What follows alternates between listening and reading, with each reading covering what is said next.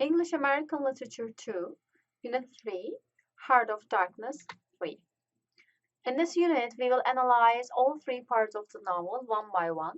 First of all, we will deal with the summaries of each part and then the analysis.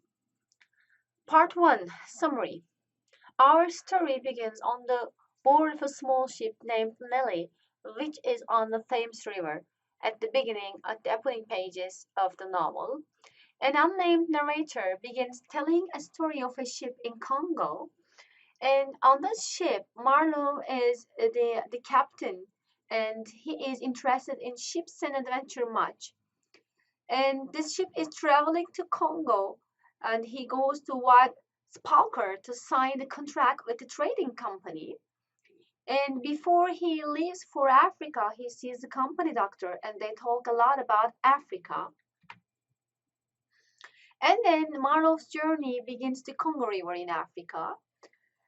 They reach company's outer station, but they found out that the station is in decay and chaos. Black people were changed, they were treated as slaves, and interestingly, other black people were guarding these chained black people. And in that outer station, Marlowe meets the accountant. His clothes are in contrast with the atmosphere, the environment around him, because he was neatly dressed and everywhere is falling apart, and they were in the middle of a jungle in Africa. The accountant characterizes Mr. Kurtz as a remarkable man, and Marlowe reaches the central station, and where he meets the manager, the general manager, and the brickmaker. There is the problem that they can't get to Mr. Kurtz. Mr. Kurtz is a famous ivory trader of the company, but they lost somehow the contact with him, and they want to take him back and bring him to Europe. And in that central station, there is a problem about the steamboat, and Marlowe is busy with fixing the steamboat. And in the meantime, he has some chances to observe people and actions around him, what is really happening in Africa. When we come to the analysis of this first part of the novel, we see that people in the story are not known by their actual names, but their professions, except for two characters, Mr. Marlowe and Mr. Kurtz. All the characters are swallowed by their roles in the society, such as brickmaker, the general manager, the accountant, and the darkness dominates the whole story.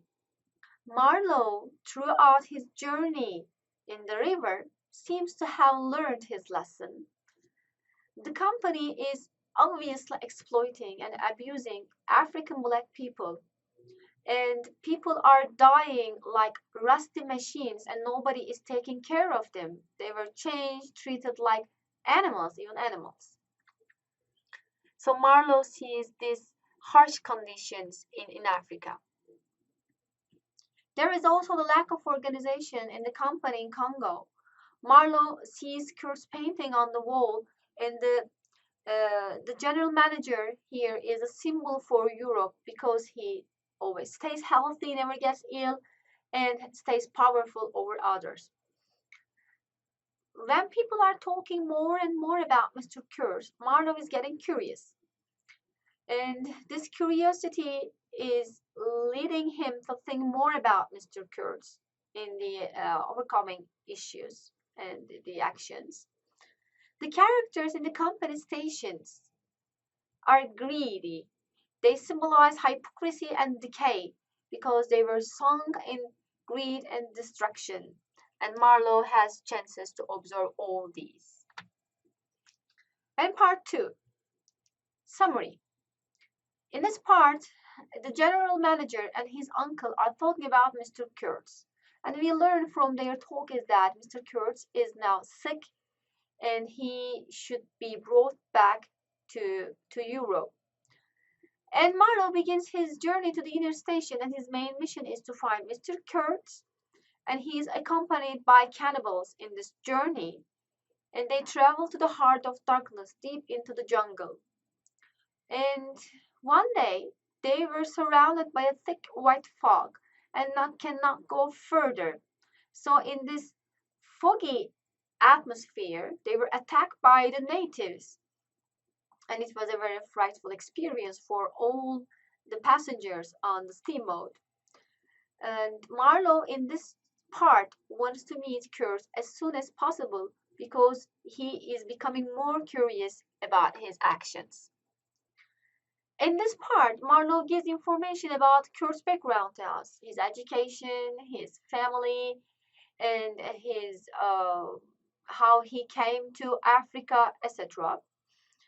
And finally, in this part, they arrive at Kurt's inner station, but they were surprised to find that place in perfect shape and order because the other stations were really falling apart. They were not in good condition. However, Kurt's inner station was really perfect. In that station, they meet the Russian sailor. Because of his clothes, Marlowe thinks that he looks like a harlequin. And Russian sailor all the time boasts about Kurtz, his actions, his character. And they learn that the natives actually attacked the boat in order not to give Kurtz away. So most probably this was something arranged by Kurtz himself. When we are analyzing this part, we see that Kurtz has no fear of the jungle like the other characters. He turns his back to civilization. And Marlowe feels natives closer to him rather than a European man. And Journey to Kurt's inner station here is a symbol for traveling back in time because the more they go deep, the more they get away from civilization. And Marlowe begins to see humanity in savages more than in the white men. That's why he respects to the cannibals. The white thick fog here symbolizes the darkness. It hides the jungle and the natives, and the decay of truth as well.